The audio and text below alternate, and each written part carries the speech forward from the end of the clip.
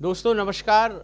एक मिसाल के अंतर्गत कार्यक्रम बात पते की मैं आपका हार्दिक स्वागत करता हूं, हार्दिक अभिनंदन करता हूं। दोस्तों मुझे बताते हुए बड़ी खुशी हो रही है कि बात पते की जो कार्यक्रम शुरू किया है, जिसके हम 2 एपिसोड आपके सामने रख चुके हैं, लोगों को बहुत पसंद आ रहे हैं। मेरे पास कई सारे मैसेजेस आ रहे हैं, फ़ोन कॉल्स आ रहे हैं। उससे ये लगता है कि आप लोगों को कार्यक्रम पसंद आ रहा है।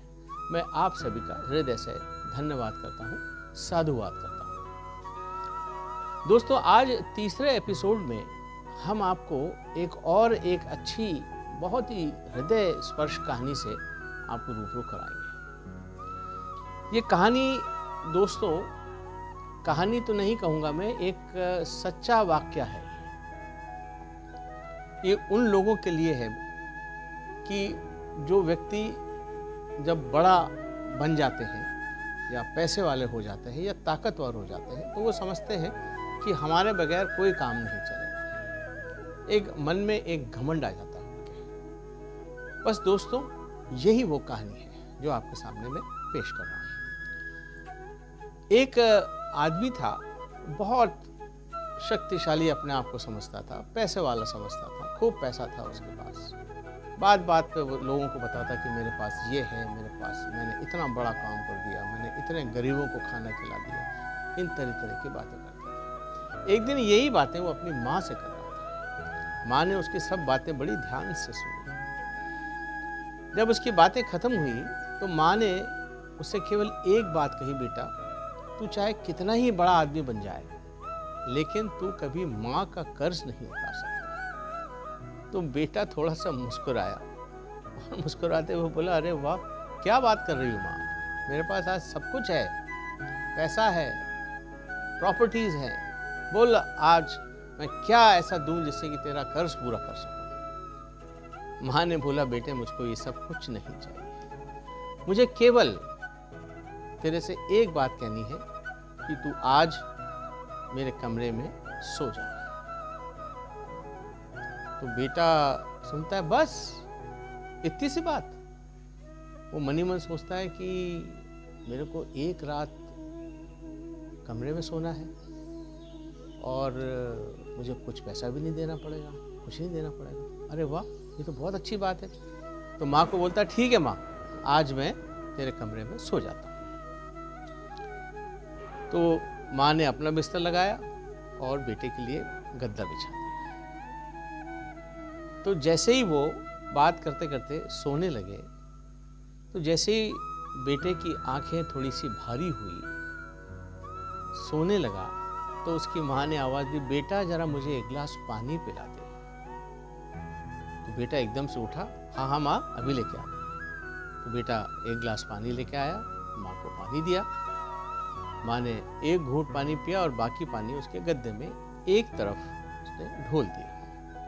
तो बोलता, अरे माँ ये क्या किया, ये क्या किया तुमने, मेरा गद्दा गीला कर दिया। अरे बेटा सॉरी बेटे, गलती से गिर गया, सॉरी, सो जा। बेटा बोलता, कोई बात नहीं माँ। वो सो जाता है।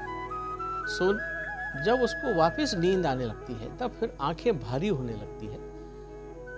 तो माँ फिर बोलती, बेटा जरा एक गिलास पानी पिला दे। तो जिस तत्परता से उसने पहली बार बेटा उठा, वो उसमें थोड़ी सी कमी आ गई। अरे बोला, माँ अभी तो पानी पिलाया था आपको। बोला, बेटे प्यास लग रही है। वो थोड़ा सा गुस्से में उठा और एक गिलास पानी लेके आया और माँ को पानी दे दिया, थोड़ा सा गुस्से में। तो माँ ने फिर वही एक घूंट पानी पिया और बाकी पानी उसके दूसरे गद्दे तरफ पानी गिरा दिया। तो बेटे ने कहा, अरे माँ ये क्या कर दिया आपने, फिर मेरा फिर वो गद्दा गीला कर दिया, मैं कैसे सोऊंगा। अरे बेटे सो जा, एक रात की तो बात है। तो बेटा जो है वो सो जाता है, सोने लगता है। फिर आंखें भारी होती है। अब तो वो उनकी आंखें इतनी भारी हो जाती है कि अगर कोई उठाए भी तो उठे नहीं, इतनी गहरी नींद आ जाती है उसको। फिर माँ बोलती, बेटे उठ के जरा पानी पिला दे उसको। तो बेटे से अब रहा नहीं गया, तो गुस्से में उठा, क्या माँ ये क्या लगा रखा है आपने, अभी तो आपको एक गिलास पानी दिया और आपने एक घूंट पिया और फिर गद्दे में गिरा दिया। ये क्या, मुझे बार बार प्यास लग रही है, आप सो जाओ अभी आप।